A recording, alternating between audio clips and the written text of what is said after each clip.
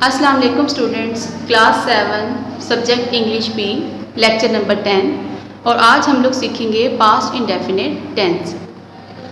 Past indefinite tense हमारे पास एक ऐसा टेंस है जिसमें हम किसी ऐसे काम के बारे में बात कर रहे होते हैं जो माजी करीब में हुआ होता है, यानी गुजरे हुए वक्त में हुआ होता है, लेकिन वो गुजरा हुआ वक्त अभी अभी रिसेंटली गुजरा होता है, यानी नियर पास्ट होता है। तो उर्दू जुमले में इसकी पहचान ये होती है कि जुमले के आखिर में अलीफ छोटी ए या बड़ी ए में से कोई एक वर्ड आता है। जैसे सारा ने खाना खाया, अहमद स्कूल गया, वो बाज़ार गए।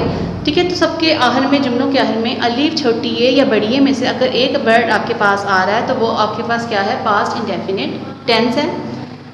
अब आप लोगों ने अपनी कॉपीज़ पे जैसे आपको नज़र आ रहा है एज इट इज़ ही नोट डाउन करना है। आपने पास्ट इंडेफिनिट टेंस की हेडिंग देनी है, फिर रिकॉग्निशन आपने उसकी पहचान बतानी है। देयर कम्स अलीफ छोटी ए बड़ी ए और ता था ती थी ते थे at the end of Urdu sentences. फिर उसके बाद आप लोग फार्मूला की हेडिंग देंगे और 3 ये जो फार्मूलाज हैं ये आपके पास इतनी स्पेस नहीं होगी कॉपी में कि आप सारे जो हैं वो सामने लिखें। आप फर्स्ट 3 लिखेंगे एक्टिव वॉइस के, फिर आप उसके नीचे पैसिव वॉइस के जो हैं वो सारे फार्मूलाज लिखेंगे। उसके बाद ट्रांसलेशन की हेडिंग देंगे और ये आप स्टार्ट करेंगे। अब हम देखते हैं कि जो पास्ट इंडेफिनिट टेंस है उसका हम एक्टिव वॉइस कैसे बनाते हैं। एक्टिव और पैसिव वॉइस क्या होता है ये आपको प्रीवियस लेक्चर में क्लियर किया जा चुका है, अगेन सुन लें। एक्टिव वॉइस हमारे पास ऐसा जुमला होता है जिसमें हम जो सब्जेक्ट है वो वर्ब के ऊपर काम कर रहा होता है। जैसे सारा ने खाना खाया, तो सारा इस जुमले में हमारे पास सब्जेक्ट है जो मेन रोल प्ले कर रही है और उसने कोई काम किया, कोई एक्शन प्ले किया है, सब्जेक्ट ने कोई काम किया, तो वो हमारे पास क्या है, एक्टिव वॉइस का जुमला है। अब अगर हमारे सब्जेक्ट के ऊपर काम किया जा रहा है, यानी अब वर्ब जो है वो सब्जेक्ट के ऊपर एक्शन करेगा, जैसे सारा को मार पड़ी, तो अब ये हमारे पास जुमला बन जाएगा पैसिव वॉइस का। और उसमें सेंटेंस का सारा स्ट्रक्चर जो है वो चेंज कर दिया जाता है। यानी उस केस में अगर एक्टिव वॉइस में आपके पास जो सब्जेक्ट है, पैसिव वॉइस के सेंटेंस में आपके पास वो ऑब्जेक्ट बन जाता है। यानी सब्जेक्ट के ऊपर जब काम किया जा रहा होता है, यानी उस टाइम सब्जेक्ट जो है वो एज एन ऑब्जेक्ट एक्ट कर रहा होता है, तो ऐसे जुमले को हम पैसिव वॉइस बोलते हैं। जबकि सब्जेक्ट कोई एक्शन जब प्ले करता है, जैसे सारा ने खाना खाया, तो ये जुमला हमारे पास होता है एक्टिव वॉइस का। सारा के ऊपर कोई काम हो रहा होगा, सारा को मार पड़ी, तो वो हमारे पास हो जाएगा पैसिव वॉइस का। सबसे पहले आप देखिए एक्टिव वॉइस का सिंपल जब हम कोई टेंस बनाते हैं, सेंटेंस बनाते हैं, तो उसका फार्मूला हमारे पास होता है हर सेंटेंस की तरह। सबसे पहले हमारे पास आता है सब्जेक्ट, यानी जो मेन रोल प्ले कर रहा होता है जुमले में। उसके बाद हमने वर्ब लगाना होता है। पास्ट इंडेफिनिट टेंस के केस में आप लोगों ने सेकंड फॉर्म ऑफ वर्ब हमेशा यूज़ करनी है। और जुमले के आखिर में अगर तो ऑब्जेक्ट गिवन है हमारे पास सेंटेंस में, उर्दू सेंटेंस में, तो फिर हम एंड में ऑब्जेक्ट देंगे, लिखेंगे। फॉर एग्जाम्पल, पुलिस ने चोर पकड़ा। द पुलिस, इसमें हमारे पास मेन रोल प्ले करने वाला कौन है, पुलिस। पुलिस हमारे पास सब्जेक्ट है, उसको हम सबसे पहले लेकर आएंगे। फिर हम लोग लेकर आएंगे कैच, जो है वो पकड़ना होता है, और उसको जब हम सेकंड फॉर्म में चेंज करेंगे तो वो कॉट हो जाएगा। द पुलिस कॉट द, किसको पकड़ा, हमारे पास ऑब्जेक्ट भी गिवन है चोर। Thief, the police caught the thief, तो ये हमारे पास हो गया एक्टिव वॉइस का सेंटेंस। अब अगर आपने इसी को पैसिव वॉइस में चेंज करना है तो आप उसका स्ट्रक्चर देखें कि उस केस में क्या होता है कि आपका सब्जेक्ट ऑब्जेक्ट के साथ रिप्लेस कर दिया जाता है, क्योंकि अब जो है आपके सब्जेक्ट के ऊपर काम किया जा रहा है, तो वो आपका सब्जेक्ट जो था वो ऑब्जेक्ट की पोजीशन पे आ जाता है, ऑब्जेक्ट सब्जेक्ट की पोजीशन में आ जाता है। तो सबसे पहले आपने ऑब्जेक्ट को लेकर आना होता है, ठीक है। और प्रेजेंट इंडेफिनिट टेंस के केस में आपके पास हेल्पिंग वर्ब होते हैं, वाज या वर में से कोई एक। अब किसके साथ आप वाज लगाते हैं, किसके साथ वर लगाते हैं, इसका आप ये ब्लॉग देखें, या आपने कॉपीज़ पे नोट डाउन नहीं करना। पेज की जो लास्ट, आपकी कॉपी का लास्ट जो पेज है उस पर आप चाहे इसको लिख लें पेंसिल से। ही शी इट नेम, आई और सिंगुलर के साथ आप लोग वाज यूज़ करते हैं। यू वी और दे के साथ या प्लूरल के साथ आप लोग वर यूज़ करते हैं, ठीक है। ये आप लोगों ने याद कर लेना है, फिर आपको ये समझ आएगी।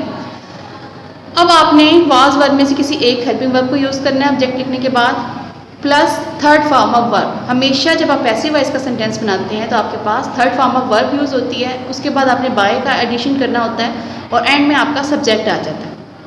यानी एक्टिव वॉइस के केस में जो आपका सब्जेक्ट स्टार्टिंग में था वो आपके पास एंड में आ जाता है, यानी वो एज अ ऑब्जेक्ट एक्ट कर रहा होता है उस सेंटेंस में। अब आप इसी सेंटेंस को देखिए दोबारा से, the police caught the thief, ये था एक्टिव वॉइस में। अब इस जुमले में हमारे पास द थीफ जो था वो ऑब्जेक्ट था। पैसिव वॉइस में चेंज करने के लिए हम ऑब्जेक्ट को स्टार्टिंग में लाएंगे, द थीफ। अब थीफ क्योंकि सिंगुलर है हमारे पास, तो सिंगुलर के साथ क्या हम लगाते हैं, was. The thief was, third form of verb, वो भी कॉट ही रहेगी, ठीक है। कैच कॉट कॉट, तो थर्ड फॉर्म भी कॉट ही होती है, तो हमने पैसिव वॉइस में थर्ड फॉर्म यूज़ की। प्लस हमने यहाँ से फार्मूले में देखा कि बाय का एडिशन करना है और उसका जो सब्जेक्ट है उसको हमने एंड में ले आना है। The thief was caught by police. तो अब आपका सेंटेंस जो पैसिव वॉइस में है वो इस तरह से बनेगा। सेकंड वन देखें, मैंने तुम्हारी दरख्वास्तें मंजूर कर ली। आप सबसे पहले जुमले में ढूंढेंगे सब्जेक्ट मैं, यानी आई जो है आपके पास सब्जेक्ट है। आई मंजूर करना, उसका जो एक्शन किया जा रहा है, उसने जो काम किया है उसे कहते हैं ग्रांट, और आपने सेकंड फॉर्म में इसको चेंज किया, ग्रांटेड कर दिया। ऑब्जेक्ट आपके पास इस केस में क्या था, दरख्वास्तें। दरख्वास्तों की इंग्लिश होती है applications. I granted your applications. तो ये आपका जुमला जो है वो कंप्लीट हो गया। पास्ट इंडेफिनिट टेंस में आप लोगों ने second form of verb use करनी होती है, ठीक है। एक्टिव वॉइस में सब स्टार्टिंग में सब्जेक्ट और एंड में ऑब्जेक्ट आता है। ये प्रेजेंट इंडेफिनिट के कंपैरेटिवली थोड़ा सा इजी है आपके लिए। इसमें कोई आपने वो रूल नहीं याद रखना है एस या ई एस वाला कि किसके साथ लगना है किसके साथ नहीं। ये सबके साथ ही आपने क्या यूज़ करनी है, सेकंड फॉर्म ऑफ वर्ब। आपके पास ही, शी, इट है, नेम है, आई, वी, दे, यू है, सिंगुलर है, प्लूरल है, जो भी आपके पास सब्जेक्ट आ रहा है आपने क्या करना है, उसके साथ second form of verb use करनी है। अब आप देखें, ये हो गया हमारे पास एक्टिव वॉइस का। अब इसी को हम चेंज करते हैं पैसिव वॉइस में। पैसिव वॉइस में आपको पता है कि आपके पास जो ऑब्जेक्ट था वो स्टार्टिंग में आ जाएगा। अब इस केस में जो है your application as a object work कर रहा था, इसको हम स्टार्टिंग में ले आएंगे। एज अ सब्जेक्ट हम इसको ले आएंगे योर एप्लीकेशंस। अब एप्लीकेशंस आपके पास ज़्यादा हैं, प्लूरल में है, तो आप इस देखें की में प्लूरल के साथ आप क्या यूज़ करते हैं, वर। एप्लीकेशंस वर। अब हम ये वाला फार्मूला अप्लाई करेंगे क्योंकि हम पैसिव वॉइस बना रहे हैं। योर एप्लीकेशंस वर ग्रांटेड, ठीक है। ग्रांटेड सेकंड फॉर्म भी वही है, थर्ड भी उसकी सेम है। Your applications were granted by हम ऐड करते हैं पैसिव वॉइस में, और उसका जो सब्जेक्ट है उसको हम लोग मी में कन्वर्ट कर देते हैं। अब आप कुछ कन्वर्जन्स देख लें कि आपने जो आपका सब्जेक्ट होता है जब इसको आप एज एन ऑब्जेक्ट यूज़ कर रहे होते हैं तो आप उसमें क्या क्या चेंजेस लेकर आते हैं। साइड पे ये ब्लॉक बना हुआ है, आप उसमें देखें। ही अगर आपके पास गिवन है तो वो चेंज हो जाता है हिम में, शी चेंज होता है हर में, ठीक है। वी को हम लोग अस में चेंज करते हैं, दे को आप लोग चेंज करते हैं डेम में, यू को आप चेंज करते हैं यू में ही, यू एज इट इज़ रहता है, और आई को आप चेंज कर देते हैं मी में। तो आपने ये सारा याद कर लेना है कि जब subject as an object use हो रहा होगा तो आपने प्रोनाउन में क्या चेंजेस लेकर आने हैं। अब आप लोग देखें, नेगेटिव सेंटेंस हमारे पास जब भी गिवन होगा, यानी उर्दू जुमले में उसमें नहीं आ रहा होगा, तो आपने उसको किस फार्मूले के अकॉर्डिंग चेंज करना है। स्टार्टिंग में आपके पास सब्जेक्ट ही देगा, इसमें आपके पास हेल्पिंग वर्ब आ जाएगा डिड। इसमें भी आपके लिए एक आसानी है कि आपने इसमें भी लिहाज नहीं रखना प्रोनाउन का। आपके पास सब्जेक्ट जो भी है, he, she, it, name, I, we, they, you, singular है या प्लूरल है, आपने सबके साथ क्या लगा देना है, डिड। जैसे आपने सिंपल बनाते हुए सबके साथ आपने second form of verb use की थी, जब आप इसको नेगेटिव में चेंज करेंगे तो आपने डिड लगाना है और साथ नॉट का एडिशन करना है क्योंकि नेगेटिव सेंटेंस है। और एक चेंज आपने और लेकर आना है जुमले में कि आपके पास जो वर्ब आपने यूज़ किया था सेकंड फॉर्म, उसको अब आपने फर्स्ट फॉर्म में चेंज करना है क्योंकि ऑलरेडी आप लोग जो है वो डिड में इसको चेंज कर चुके हैं। Do, did, done. Second form तो आप ऑलरेडी डू की बना चुके हैं डिड के फॉर्म में, तो आप अगेन जो है वो second form of verb use नहीं करेंगे। तो जब आप इसका नेगेटिव बनाएंगे, जब भी डिड यूज़ होता है तो डिड के साथ हमेशा first form of verb use होती है। बेशक आपके पास जुमला पास्ट का है, लेकिन क्योंकि नियर पास्ट का है तो आपने इसमें जो चेंज किया था डिड, ये ही इनफ है। इसमें अगेन आपने second form of verb use नहीं करनी, और एंड में जुमले में आपके पास ऑब्जेक्ट रहेगा। अब आप जुमला देखें, उन्होंने आग पर काबू नहीं पाया। उन्होंने ज़्यादा लोगों की बात हो रही है तो हमारे पास इसके लिए सब्जेक्ट होगा, प्रोनाउन होगा दे। अब क्योंकि हमारे पास नेगेटिव का जुमला है तो हमारे पास हेल्पिंग वर्ब फ़ौरन बाद आ जाएगा सब्जेक्ट के, डिड। नॉट हमने लगाना है, ठीक है। डिड नॉट जब आएगा तो आपने first form of verb use करनी है, और उसमें आपने देखना कि आपके पास वर्ब क्या है, ठीक है। कंट्रोल है, काबू पाना, इसमें हमारे पास एक्शन है, आपने लिख दिया कंट्रोल। उसके बाद आप लोग ऑब्जेक्ट लेकर आएंगे। क्या ऑब्जेक्ट है इस केस में, किस पर काबू नहीं पाया, आग पर, fire. They did not control the fire. यहाँ तक हो गया आपका एक्टिव वॉइस का। इसी को जब आप पैसिव वॉइस बनाएंगे तो आप फार्मूला देखें, ऑब्जेक्ट आप स्टार्टिंग में ले आते हैं पैसिव वॉइस में, उसके बाद वाज और वर ही आपके पास हेल्पिंग वर्ब रहेगा, लेकिन एक एडिशन आपने क्या करना है, उसके साथ नॉट लगा देना है, ठीक है। नेगेटिव का जुमला है हमारे पास, फिर थर्ड फॉर्म ऑफ वर्ब भी रहेगी। पैसिव वॉइस में हमेशा third form of verb use होती है, और एंड में आपके पास सब्जेक्ट आ जाएगा।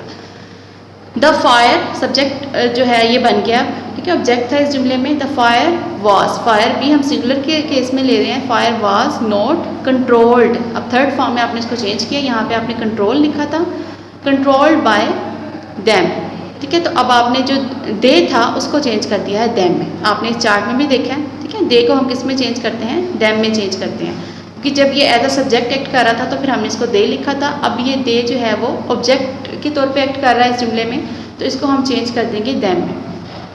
अगला जुमला देखिए, अहमद ने गरीबों की मदद नहीं की। अहमद सब्जेक्ट है हमारे पास इस केस में, इसके फ़ौरन बाद आपने हेल्पिंग वर्ब लगाना है did not. Ahmed did not, help ये रहेगा, ठीक है, फर्स्ट फॉर्म ऑफ वर्ब रहेगी द पुअर।